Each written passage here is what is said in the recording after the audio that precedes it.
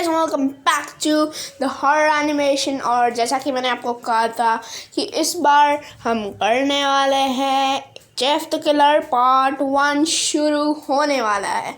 सो चलो गाइस, देखते हैं क्या मैं और मेरा दोस्त और पूरी स्टार्टिंग से कहानी क्या है, क्या होता है, क्या इसमें बाबा शामिल है, क्या इसमें क्या होने वाला है। जेफ द किलर क्या हमें मार पाएगा, या फिर बाबा और मैं, या फिर बाबा आएंगे ही नहीं, या फिर मैं और मेरे दोस्त हम लोग मार देंगे, क्या मेरा दोस्त यहाँ पे होगा।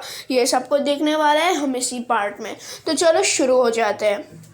इस माँ साइरन हेड, ज़ॉम्बीज़, शैतान और आखिर में अपना आइसक्रीम मैन और शैतान की पूरी सेना आखिर में चली गई थी। और बाद में आखिर में पूरी शांति थी पूरे शहर में।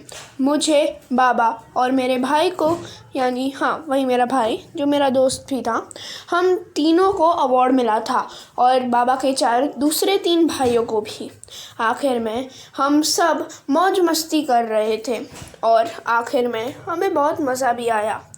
आखिर में मैंने ये भी सोच लिया था कि आज हम मज़ा करेंगे। पार्टी करने के बाद वही दिन था और जो नहीं होना था वही हो गया। हम सब थके हुए थे।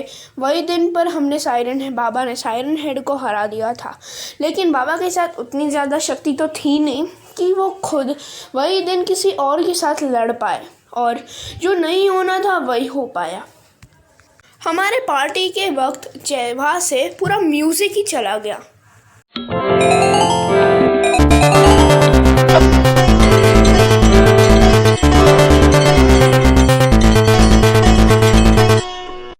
ये सब पार्टी होने के तभी एंडिंग में हमारा फ्यूज़ ही चला जाता है और एक ऐसे ही आवाज़ आता है जैसे किसी ने पाद मारा हो। ऐसे ही एकदम सिमिलर आवाज़ आते हैं। तो हमने सोचा कि ऐसे ही एकदम मजाक जोक में हम थे, तो हमने सोचा कि एक बंदे ने जोर से पाद मारी और बेचारा ऑडियो भी उसे उसकी इतनी गंदी पाद सूंघ कर बेचारा भी रुस हो गया और वो बंद हो गया। पर हमने इसके पीछे कोई सीरियस मीनिंग नहीं ढूंढा। वैसे यही हमारा फ्यूज़ उड़ते हमें वहाँ एक विंडो के पीछे एक जन दिख रहा था, लेकिन वो क्लियर नहीं था, वो काली परछाई जैसे ही था। मुझे लगा ये शैतान का भूत होएगा, ऐसे ही मरता चला गया होएगा और आखिर में मर जाएगा। हमने शैतान के ऊपर भी इतना अटेंशन पे नहीं किया था और बाद में जैसे मैं उसके नज़दीक गया वो वहाँ से भाग गया और मुझे पता नहीं चला वो कहाँ पे गया, क्योंकि विंडो से देखने के लिए एक लिमिटेड व्यू होता है और वो उससे बाहर चला गया था। मैंने उसके ऊपर ज़्यादा अटेंशन तो दिया नहीं, लेकिन मैं इतना कह सकता हूँ कि मैंने अपने दोस्त को इसके बारे में बताया था। मैंने कहा था कि क्या ये अपने पार्टी में से एक है जिसे तूने इनवाइट किया था। वैसे उसने मुझे कहा कि नहीं, अभी तो सारे जन यहाँ पे जो है वो तो एक ही जन है, वो एक पुलिस ऑफिसर है, क्योंकि उसे किसी अपने रिलेटिव के वेडिंग में जाना था, इसलिए वो यहाँ पे आ नहीं पाया पार्टी में, तो इसी वजह से वो ही यहाँ पे नहीं है। बाकी सब है। वैसे अगर चाहिए तो मैं फ़ोन भी कर देता हूँ। वैसे मज़ा आ रही है पार्टी में यार, फ़ोन क्या करें, ठीक है कर ही देता हूँ फ़ोन। वैसे आखिर में उसने फ़ोन किया तो उसे बैकग्राउंड में भी नॉइज़ आ रहा था कि वो वेडिंग में ही है। और जब भी उसने उससे पूछा कि आप कहाँ पे हो, तो उसने कहा भी मैंने आपको कहा था ना कि मैं वेडिंग में गया हूँ, तो मैं वहीं पे हूँ। यहाँ पे आप बैकग्राउंड में नॉइज़ भी सुन सकते हैं। अभी मेरी वेडिंग चालू हुई है मेरे कज़िन की, तो मुझे यहाँ पे रहना होगा एकदम देरी से, तो मेरे ख्याल से मैं यहाँ पर नहीं आ पाऊँगा, सॉरी। ये कहते ही मैं तो श्योर था कि ये वो जन नहीं है।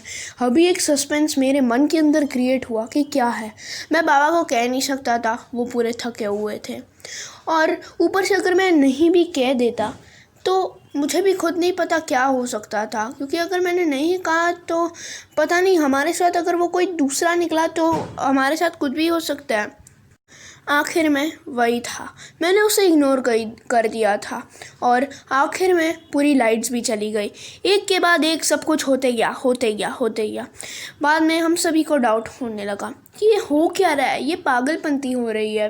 पहले इस बंदे के पाद से नहीं, ये कुछ तो हुआ ही होगा ना, क्योंकि कॉमन सेंस ऑब्वियस के है ही कि अगर बाद उसके पाद से तो कर नहीं सकता है, तो वो जो बाहर बंदा होगा उसने ही किया होगा।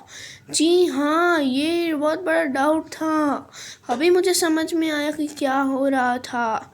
ओ हो ओ भाई, अभी मुझे समझ में आ रहा था कि जो भी बाहर वाला बंदा था वही ये सब कुछ कर रहा था। और इसी के वजह से आखिर में मुझे ये भी पता चल गया कि वो कोई आम इंसान नहीं था, वो कोई दूसरा था जिसके वजह से ये सब कुछ हो रहा था। और आखिर में मुझे ये भी पता चल गया कि अब होने क्या वाला है, क्योंकि मुझे तो ऐसा ही लग रहा था कि अभी कुछ ना कुछ तो अनिश्चित होने वाला है।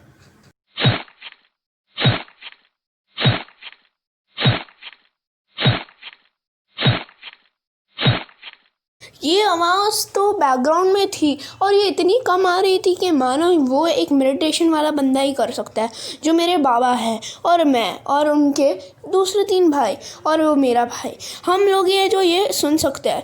तो तभी तो मैं ये सुन ही रहा था, लेकिन मुझे लग रहा था कि मेरे सारे दोस्त और वो सब कुछ सुन नहीं पा रहे क्योंकि वो लोग पार्टी के मूड में थे। सो गाइस, अभी हम देखने वाले हैं क्या ये जेफ द किलर असली में है, क्या हम ये बैटल जीत पाएंगे, क्योंकि और इसी पार्टी के मूड की वजह से क्या ये जेफ द किलर हमें मार पाएगा, क्योंकि बाबा एक तो रियल फॉर्म में नहीं है, ऊपर से मैं भी नहीं हूँ और मेरा दोस्त भी नहीं है। तो अभी क्या होगा ये हम देखने वाले हैं पार्ट 2, जो जल्दी अपलोड होगा। So thank you guys for watching, meet in my next video. ये सब कुछ हम देखने वाला है जेफ द किलर पार्ट 2 में। तो आज के लिए इतना ही है। Thank you guys for watching, bye guys.